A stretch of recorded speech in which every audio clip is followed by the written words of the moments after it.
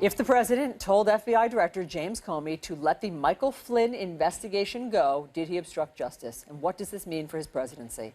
Let's bring in David Frum, former speechwriter for George W. Bush and senior editor of The Atlantic, and Mack McLarty, former chief of staff to President Clinton and chairman of McLarty Associates. Gentlemen, it's great to have both of you here.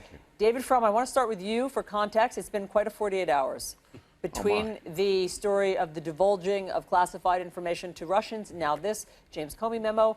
Where do you think we are? Well, I am troubled by the tendency of the American political system to convert political questions into legal questions. We're going to spend a lot of time debating the exact meaning of obstruction of justice. We ought to be talking about fitness for office.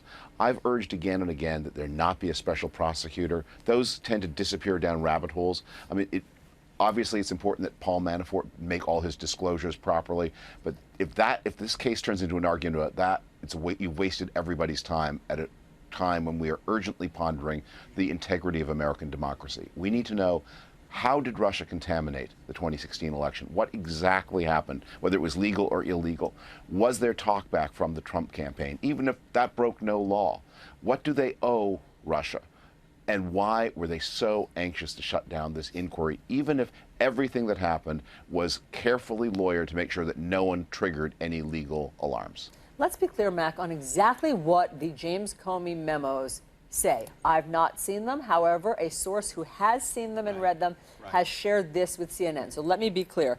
They say that the president said to Director Comey, I hope you can see your way clear to letting this go, to letting Flynn go. He is a good guy. I hope you can let this go. What does that sound like to you?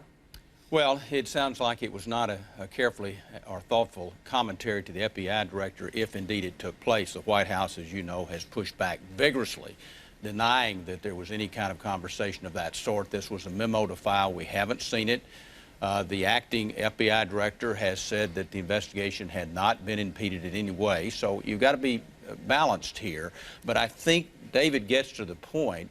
We just must get to the bottom of both this issue as well as the meeting with the Russians.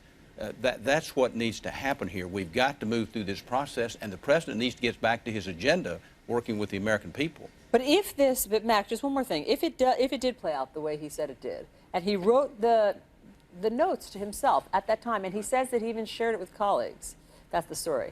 Is that obstruction of justice? Well, I'm not a lawyer, so I'm not going to opine on whether it's obstruction of justice. If indeed you had some conjecture there, you led a bit there in your questioning, but if indeed that's what the document suggests and that's a conclusion, then it's a very serious issue. And anytime you're talking to the FBI director or any relationship of that in that vein, you've got to be very careful and thoughtful and appropriate. Words matter. So, David, what now?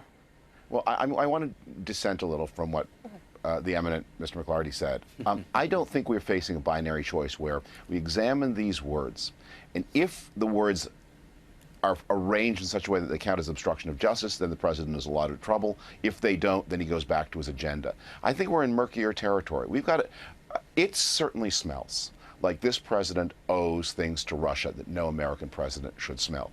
The way that was accumulated may not have violated any law. Believe it or not, it is actually not illegal for an American citizen who's not a government employee to plot with a foreign government to pollute an American election. That probably, I wrote a long article with this for The Atlantic, that probably doesn't break any laws. It's just unethical, anti-democratic, un-American, and disloyal.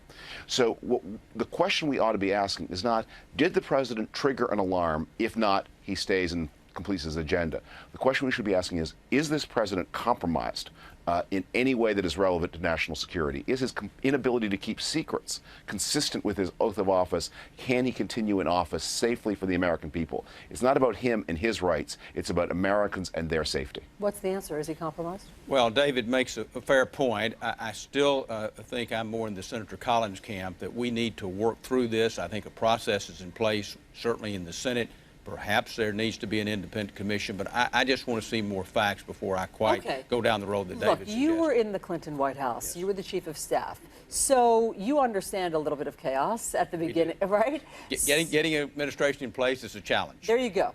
So if somehow the president can emerge from this and move on to his agenda, what do you do in the White House today to stop the downward spiral?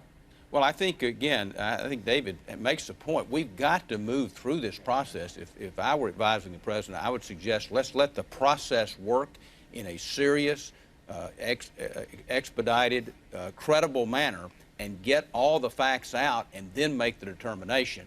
And then if there are issues that need to be reviewed, that's fine. But you've got to get past this. At the same time, you've got to get back to governing. Go ahead, David Frum. That won't work. Let's just suppose for a minute that Donald Trump is indeed a completely innocent actor. What he needs to do is he needs to bring in a team of independent and respected people and throw open to them the books of the Trump organization and go back, holding nothing back, over the past 20 years and demonstrate to them that there is no proper business entanglement between him and Russia. This doesn't necessarily have to be private. I recognize this is invasive, but these should be people, not his pet lawyers, people who command public trust. The question that he needs to answer is he a security risk? That's the question he needs to answer, not did he commit some form of words infraction of a statute. And his blurting in the Oval Office makes all of this a life and death matter. Someone may have lost his life because of the president's compulsive indiscretion, if compulsive indiscretion is what it was that caused him to reveal such an important secret to America's adversary, Russia.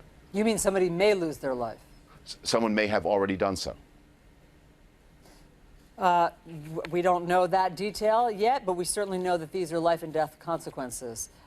David Frum, Mack, McLarty, thank you very much. Thank you.